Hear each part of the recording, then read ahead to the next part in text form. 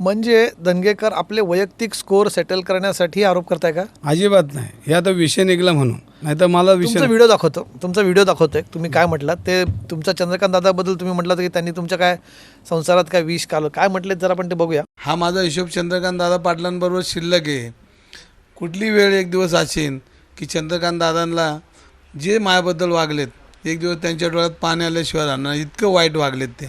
कधी जेव्हा ही सत्ता जाईल त्या दिवशी त्यांच्या घरी जाईल आणि दादांना विचारेन, दादा तुम्ही माझ्यासाठी काय पेरलं आणि हे तुमच्या लोकशाहीमध्ये ही तुम्ही पेरलेलं आता तुम्हाला बी ते उगवता येणार नाही, इतकं वाईट पेरलं आहे.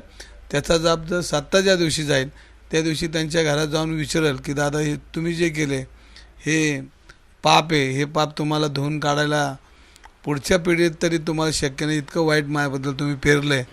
फारच टोकाचा तुमचा विषय नाही, दिसतो. विषय तुम्ही तो- म्हणतात की विषय तो नाही. मी थोडासा अर्धाच ऐकला होता, मी आता पूर्ण मी स्वतःच पूर्ण ऐकला होता. फारच तुम्ही टोकाचं बोलताय की नाही, नाही, चंद्रकांत पाटलांनी टोकाचं फार बोलत विष नाही. एक पेरलाय. मिनिट, याच्यामध्ये बघा राजकारण आहे. मी लढतोय, तुमच्या विरोधात विधानसभा लढलो, लोकसभा लढलो म्हणून तुम्ही माझ्या कुटुंबात विष कालवायचं का? तर नाहीच कालवलं पाहिजे. पण माझं एकट्याचंच नाही, माझ्यावर तुम्ही हल्ला करा ना, माझ्यावर 100% हल्ला करा, काय करायचं तो करा. पण माझ्याबरोबर जी 4 लोक आहेत त्यांचं काय? माझ्यावर केला तुम्ही हल्ला, ठीक आहे, त्यांचं काय? 4 लोक तुम्ही इथे स्वतःबद्दल बोलताय हो, दंगेकर. पण त्याच्यामध्ये 5 लोक, आता मी सगळं आता सविस्तर बोलणार आहे का?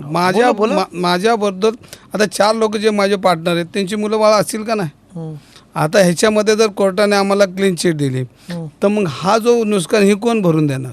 म्हणजे माझ्याबरोबर लोक राहणारी थांबा ना. हे माझ्या वैयक्तिक कार्यकर्त्यांवर, मित्रांवर ह्याच्यावर हल्ले करतात ना.